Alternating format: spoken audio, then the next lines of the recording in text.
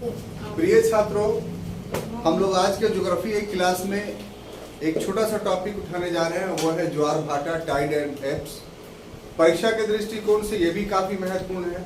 इसमें बहुत सारे प्रश्न आमतौर पे परीक्षाओं में पूछे जाते हैं इसमें, और हम आपसे अपेक्षा करते हैं कि इसको बढ़िया से समझिए और इस ढंग से समझिए कि आपको क्लास में ही अधिकांश बातें याद हो जाए। तो सबसे पहले हम देखते हैं कि ज्वार भाटा है क्या चीज। आमतौर पे ये माना जाता है कि जो समुद्री जल है वो स्थिर है, लेकिन वास्तव में कि समुद्री जल में भी जो है वो गति, मूवमेंट, और ये गति यदि तीव्र हो जाती है, तेज हो जाती है, तो इस तेज होने के कारण ये जो समुद्री जल है इसमें उभार उत्पन्न हो जाता है। क्या? उभार। ये जो उभार उत्पन्न होता है, इसी उभार को हम लोग ज्वार भाटा के नाम से जानते हैं। लेकिन शब्द जो है तो इसका क्या अर्थ हुआ? तो इस उभार में अगर उठा हुआ जो भाग होता है, यह उठने वाला भाग एक होता है और दूसरा गिरने वाला भाग होता है। जैसे एग्जाम्पल देकर करके हम आपको बताते हैं कि उठने वाला भाग और गिरने वाला भाग का, ये आप समुद्र तल मान लीजिए, ठीक है। ये क्या है आपका? समुद्र तल। अब इसमें उभार उत्पन्न होता है, इसका जल का। कैसे? ठीक है।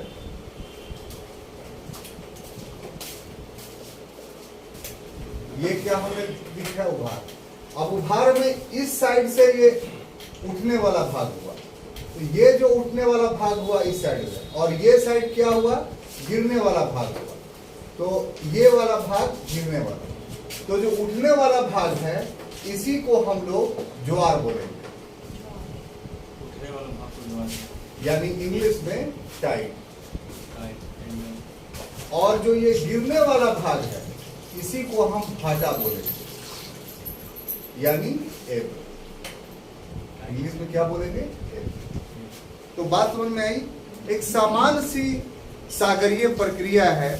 आमतौर पे ये माना जाता है कि साहब सागर में, कल भी क्लास में हमने बताया था कि आम लोग ये मान के चल सकते हैं कि गति नहीं होती है, लेकिन नहीं, सागर में गति होती है। और ये गति के बहुत सारे कारण थे। कल के क्लास में हम लोग महासागरीय धाराओं में इसका विस्तार से अध्ययन कर चुके हैं, तो उस पर फोकस नहीं करना है। ये बात तय है कि उसमें गति होती है, लेकिन इस गति में भी अंतर है। कभी कभी वो गति ऐसा होता है कि उस गति में उभार पैदा हो जाता है। एक है कि सामान ऐसे मूवमेंट कर रही है, लेकिन दूसरा है कि गति में तीव्रता जैसे ही आई, तीव्र हो गया गति, तो वो पानी जो है वो ऊंचा हो जाता है। अब आगे बताएं क्यों हो जाता है, उसका एक अलग प्रक्रिया है। यहाँ पर ज्वार भाटा किसको कहते हैं उसको हमको एक्सप्लेन करना है। तो यदि वो उभार आया तो उभार में दो प्रकार की आकृतियां अस्थायी, टेम्पोरली, ऐसा नहीं कि परमानेंट होता है, क्षणिक होता है। पानी जो है वो उठने वाला भाग होगा और फिर वो पानी का गिरने वाला भी भाग होगा। तो जो उठने वाला भाग होगा, हमने आकृति में इसको स्पष्ट किया है, तो उस भाग को हम लोग ज्वार बोलेंगे, और जो गिरने वाला भाग होगा उसको हम लोग भाटा बोलेंगे। तो चूंकि ये दोनों परक्रम लगभग एक ही साथ एक ही समय में होता है, इसीलिए इसको जो है ज्वार भाटा के नाम से जाना जाता है। एक तो ये एक्सप्लेनेशन हुआ। तो ये क्षणिक रूप से ये एक्सप्लेनेशन आप मान सकते हैं, लेकिन वृहत रूप से, क्योंकि आगे पढ़ेंगे कि ज्वार के लघु रूप और वृहत रूप भी होते हैं। तो वृहत रूप का मतलब जानते हैं क्या होता है? एक समुद्र का एक क्षेत्र पूरी तरीके से उठ जाएगा, लहरें आएंगी तो आगे के भाग को पूरा ऊंचा उठा जाएगा। तो ये ज्वार हुआ। और फिर 12 घंटे के बाद उठे रहेगा, हाँ, वो नीचे गिरेगा। तो ये हुआ भाटा। देखिए पुनीता जी, यहाँ पर जो हम बोल रहे थे कि थोड़ा कंफ्यूजन है, तो कंफ्यूजन को आप स्पष्ट कर लीजिए। जस्ट ए मिनट, हमको समझाने का मौका दीजिए। यहाँ पर इसको समझना है तो ऐसे समझिए कि ये जो हम आपको परिदृश्य बता रहे हैं ये क्षणिक है, ये लघु ज्वार का रूप हम बता रहे हैं। ज्वार भाटा को परिभाषित करने के लिए, समझाने के लिए हम आपको लघु ज्वार का रूप बता रहे हैं कि समुद्र में आप भी देखते होंगे कि समुद्र किनारे गए तो बहुत तेज लहरें आई, और लहरें आई टकरा करके लहर जो है ऐसे ऊपर उठी और नीचे गिर गई। देखा है ना कि नहीं देखा है? तो ये लघु ज्वार का रूप हुआ जो हमेशा आता जाता रहता है। लेकिन हम लोग जिस ज्वार भाटा को पढ़ रहे हैं वो वास्तव में, इसको अगर शुरू में क्लियर नहीं किया गया तो आगे समझ में नहीं आएगा, वो बृहद ज्वार भाटा का बात कर रहे हैं। वो जब आएगा तो एक समय आएगा पूरा पानी को, समुद्र के एक क्षेत्र के पानी को ऊपर उठा देगा, ये ज्वार हुआ। और फिर 12 घंटे 26 मिनट तक रहेगा वो, और तब वो नीचा होगा, ये भाटा हो गया। तो ज्वार भाटा का यह रूप बृहद हुआ। क्लियर? तो ये बहुत सूक्ष्म अंतर है ज्वार भाटा को समझने में लघु और बृहद का। कौन सा फोर्स उसको रोके रहता है? हर चीज अपने उपयुक्त स्थान पे समझा जाए तो ज्यादा अच्छा है, और अगर उस उपयुक्त स्थान में बेमतलब का दूसरा चीज शामिल कर दिया जाए तो फिर हौच पौच हो जाता है मामला, समझ में नहीं आता है। अभी हमको ज्वार भाटा का ये जो चीज है वो हमको समझाना था, आप समझ गए इसको। अब देखिए आगे आता है, आपको आपका जो संदेह है या प्रश्न है वो खुद अपने आप हल हो जाएगा कि इस ज्वार भाटा के उत्पन्न करने में, कलर चेंज कर लेते हैं ताकि आपको समझ की दूसरी बात बढ़ा रहे हैं कि इस ज्वार भाटा में जो ये ज्वार भाटा होता है, जो उच्च निम्न जो भी हो, इसके लिए उत्तरदायी कौन है?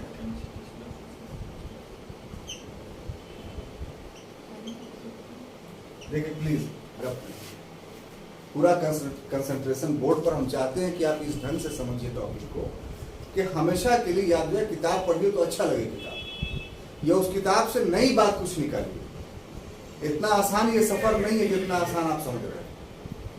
तो इसलिए टोटल इंटेंशंस बोर्ड पे हमारे समझाने पे तो ज्यादा बेहतर होगा।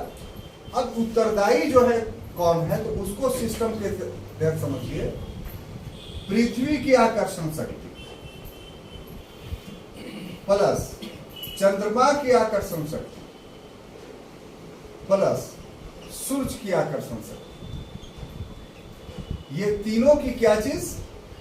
आकर्षण शक्ति।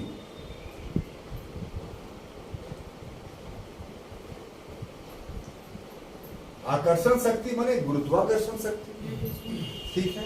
इसको इंग्लिश में लिख लीजिए ग्रेविटेशनल फोर्स।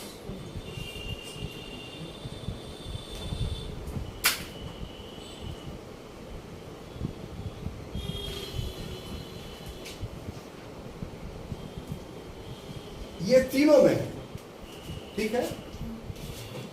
और तीनों में है तो चंद्रमा और सूर्य जो है कि आकर्षण शक्ति किस पर लग रही है? पृथ्वी पर, ठीक है। चंद्रमा और सूर्य की आकर्षण शक्ति पृथ्वी पर लग रही है। तो पृथ्वी के स्थल और जल दोनों पर लग रहा है, ठीक है। अब प्रभावित जो सिर्फ हो रहा है, सॉरी ऐसे लिख देते हैं, ये अप्रभावित है कौन? स्थल, और पृथ्वी का जल जो है वो प्रभावित हो रहा है।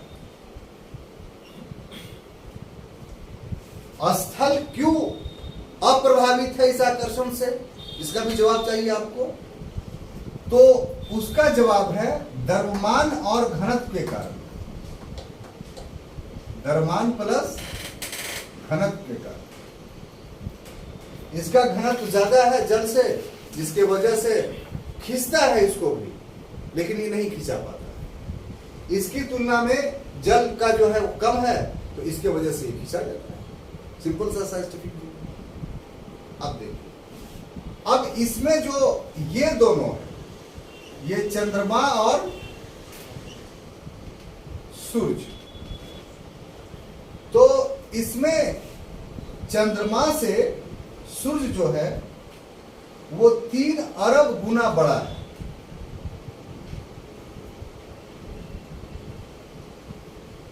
सूरज क्या है? चंद्रमा से 3 अरब गुना, सॉरी 3 अरब गुना बड़ा। लेकिन यह 300 गुना अधिक दूरी पर है। लेकिन सूर्य जो है वह पृथ्वी से 300 गुना अधिक दूरी पर है। ये किसके कंटेक्स्ट में? तो चंद्रमा के कंटेक्स्ट में। माने चंद्रमा जितना दूर है पृथ्वी से, उससे 300 गुना ज्यादा दूर है कौन? सूरज। तो इस कारण सर्वाधिक जो आकर्षण शक्ति है, यह सर्वाधिक जो गुरुत्वीय प्रभाव है वो किसका है? तो चंद्रमा का। यह स्पष्ट हुआ। अब चंद्रमा का गुरुत्वीय प्रभाव कितना है? अधिक। तो सूर्य से 2.7 गुना अधिक है। हाँ, 2.61 गुना। 61 नहीं सर, 1 और 7, 17। अच्छा, 2.17 गुना अधिक है। इसलिए जब 2.17 गुना अधिक है, तो चंद्रमा जो है वो पृथ्वी पर ज्वारभाटा लाने हेतु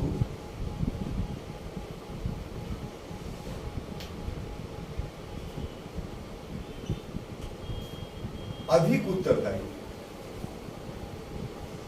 अधिक। अब बोलिए पुनीता जी, आपके प्रश्न का उत्तर मिल गया है?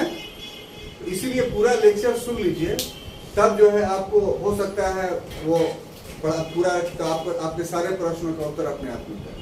हम कोशिश करते हैं कि बीच में भी कोई मुद्दा अगर मेरे जहन में आता है समझाने के लिए, तो उसको भी हम कोशिश करते हैं कि समझा दें। ठीक है। अब आइए दूसरा टॉपिक, जो हल्का सा वर्णन जो है वो भूमिका में हम किए हैं, अब उसका विस्तार से वर्णन हम करने जा रहे हैं अगले शीर्षक। और क्या है कि ज्वारभाटा के प्रकार, ज्वारभाटा के प्रकार। इसको गौर से समझिएगा। अगर यहाँ क्लास में समझ लिए तो हमेशा के लिए ठीक रहेगा। दिक्कत यह कि अगर टॉपिक समझा जाए ना, तो फिर बहुत लंबे समय तक याद हो। किताब में पढ़ने से ज्यादा अच्छा है कि हम लोग टॉपिक को जो है वो क्लास में ज्यादा समझे, तब किताब पढ़े, तो हम लोग को ज्यादा मजबूती होगी। नया नया चीज खोजिएगा, उसमें से नए नए क्वेश्चन निकलेंगे। ठीक है ना। उसमें सबसे पहला है उच्च ज्वार। क्या है? उच्च ज्वार।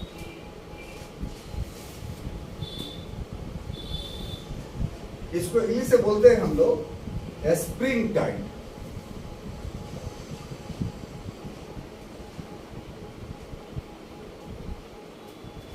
देखिए कब आता है? सिंपल सी बात है कि ये पूर्णिमा और अमावस्या को आएगा। पूर्णिमा और अमावस्या, सॉरी, पूर्णिमा और अमावस्या को। क्यों आता है? इसलिए आता है कि पृथ्वी प्लस सूरज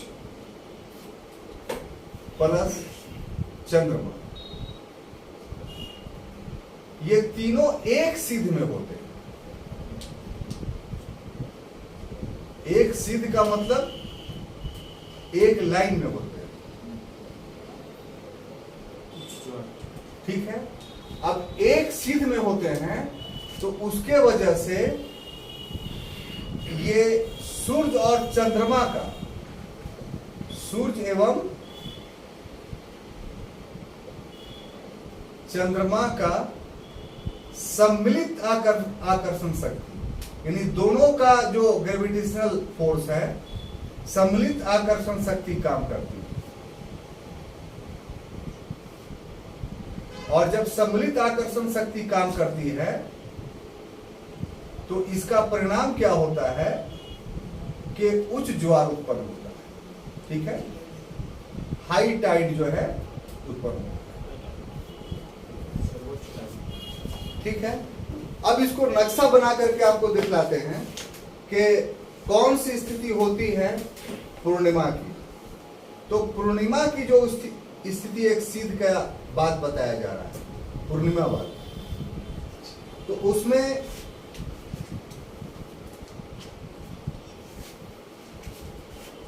एक साइड चंद्रमा होगा, ठीक है।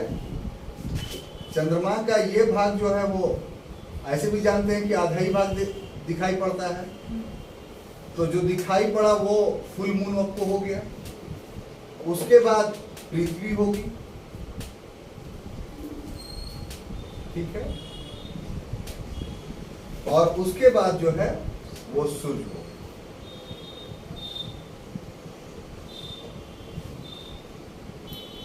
तो इस ढंग से पूर्णिमा की स्थिति होगी। बात समझ में आई? अब आ जाइए अमावस्या।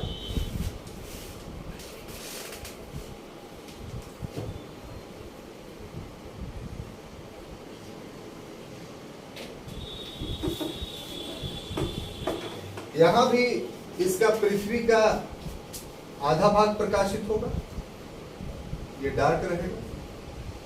अब आ जाइए अमावस्या में क्या होता है कि पृथ्वी आ जाती है इधर, ठीक है। ये हो गया पृथ्वी, और चंद्रमा चला जाता है बीच में, ये हो गया चंद्रमा, और सूरज यहां पर, ये हो गया।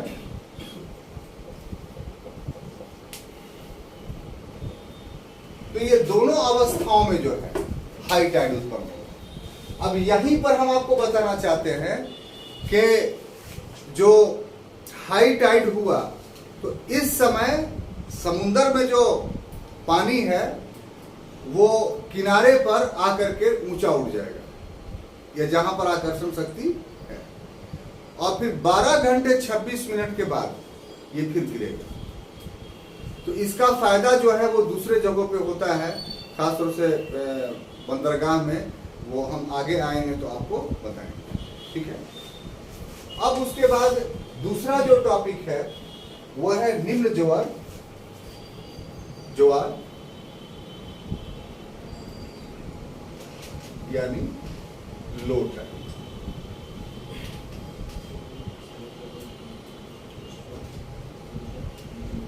ये कब आता है? तो ये आवेगा आपको शुक्ल और कृष्ण पक्ष के सप्तमी या अष्टमी को। शुक्ल एवं कृष्ण पक्ष के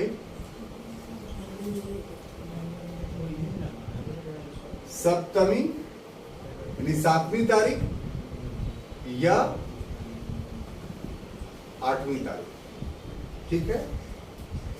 अब देखिए कि इस सबसे पहले तो यह समझिए कि शुक्ल पक्ष और कृष्ण पक्ष क्या होगा, यही सब एक तो सिंपल सा है कि जो शुक्ल पक्ष है ये वाला भाग, तो ये पूर्णिमा की 7वीं या 8वीं तारीख को, पूर्णिमा की सातवां या आठवां दिन।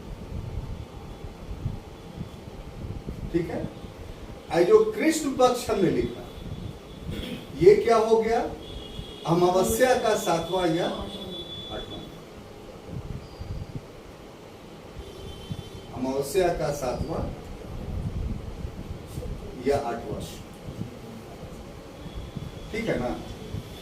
अब ये बताइए आप हमें महीना में देख करके कि किस तारीख को पूर्णिमा होता है? बोली मुन्ना भाई, तो 15-16 तारीख को है ना? तो अगर ये 15 तारीख अगर इसको हम मानते हैं तो सातवां आठवां दिन क्या हो गया? 22-23। और अगर इसको हम 1 तारीख मानते हैं तो ये 7-8 हो गया। यही ना होगा? डेट जानना इसलिए जरूरी है कि जो क्वेश्चन हम आपको दे रहे हैं ज्योग्राफी का अगले टेस्ट में, तो उसमें इस तरह का मैथमेटिकल है। तो अगर ये क्लियर नहीं रहेगा तो उस समय प्रश्न आपसे नहीं बन पाएगा। अब देखिए साहब कि इस समय जो कृष्ण और शुक्ल पक्ष है, इसमें समकोण पर नहीं रहते हैं, जबकि सॉरी एक लाइन में नहीं रहते हैं, बल्कि समकोण पर रहते हैं। और समकोण का डायरेक्शंस क्या है? तो देख लीजिए कि जो पूर्णिमा का दिन रहेगा तो उस दिन चंद्रमा ऊपर की ओर रहेगा, उसके नीचे जो है वो पृथ्वी रहेगा, और इस साइड में जो है वो सूर्य रहेगा। ये पृथ्वी हो गया और ये चंद्रमा। इसका प्रकाश इस पर पड़ा, इसका इस पर पड़ा, तो इसका और इसका गुरुत्वाकर्षण इस पर पड़ा, तो एक साथ नहीं पड़ रहा है, यानी पावर क्या हो गया? कम हो गया पूर्णिमा, तो निम्न ज्वार आ रहा है। इसी तरीके से अमावस्या में क्या होगा कि सूर्य अपनी जगह पर रहेगा, इसमें परिवर्तन होगा, पृथ्वी चल जाएगा ऊपर, और उसके बाद चंद्रमा चला आएगा नीचे। ये चंद्रमा हो गया और ये, और सूर्य अपनी जगह पर रहेगा। तो इस तरीके से पृथ्वी पर दो तरफ से आकर्षण, एक साथ आकर्षण शक्ति नहीं पड़ रही है, बढ़ रही है, बढ़ जा रही है, यहाँ एक साथ पड़ रही है, इसलिए निम्न ज्वार आएगा।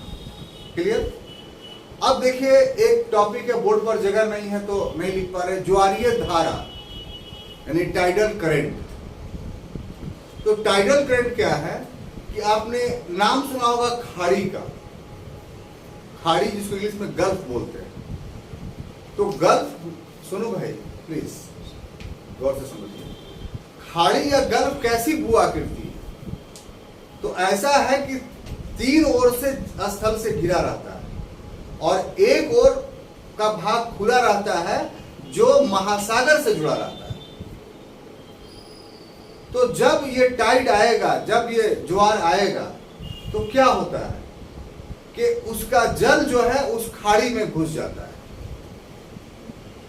और जल जब खाड़ी में घुसता है तो वो जल 12 घंटा 26 मिनट बाद निकलता है। तो जल का खाड़ी में इस प्रकार से अंदर घुसना और बाहर आना, यही ज्वारीय तरंग यानी टाइडल वेव कहलाता है। और ये बहुत ही उपयोगी है किस चीज के लिए कि साहब बहुत सारे बंदरगाह ऐसे हैं जो खाड़ी में बने हुए हैं, जैसे भारत में हुगली बंदरगाह या गार्डन रीच बंदरगाह आप देखते हैं जो मानव निर्मित है, कलकत्ते ये देखिए, तो उसमें गाद भरा रहता है नीचे। तो हवाई पानी वाला जहाज कैसे आता है कि जब टाइड उत्पन्न होता है तो समुद्र स्तर हुगली का ऊपर बढ़ गया, समुद्र का पानी उसमें आ गया, ऊंचा हो गया, तो उस समय जो है वो जहाज चले आते हैं। खिजरपुर के इलाके में जाइएगा तो पुल बना हुआ है, पुल उठ जाता है, जहाज अंदर चला है खाड़ी में। ये मानव निर्मित खाड़ी है। और साउथ टैम्पटन जो ब्रिटेन में है, वहां जो है वो नेचुरल है, वो मनुष्य ने नहीं बनाया। दोनों जगह जहाज ऐसे ही आता है। अब वो जहाज आ गया तो रुक गया, अब वो नहीं निकलेगा क्योंकि गाद में बैठ गया जाकर। अब 12 घंटे में जितने सामान है सब अनलोड कर दिया जाता है।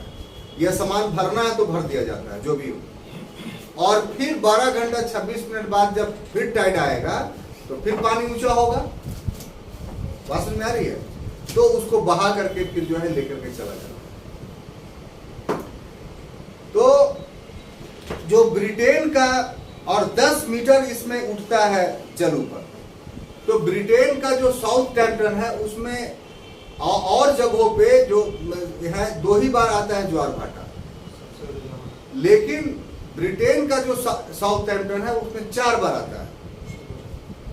2 बार काला सागर से आता है और 2 बार बाल्टिक सागर से आता है। तो ये क्वेश्चन बन जाता है कि ब्रिटेन का साउथ टैम्पटन बंदरगाह पे कितने बार ज्वार आता है? तो 4 बार आता है। देश में सबसे ऊंची ज्वार भाटा कहाँ आती है?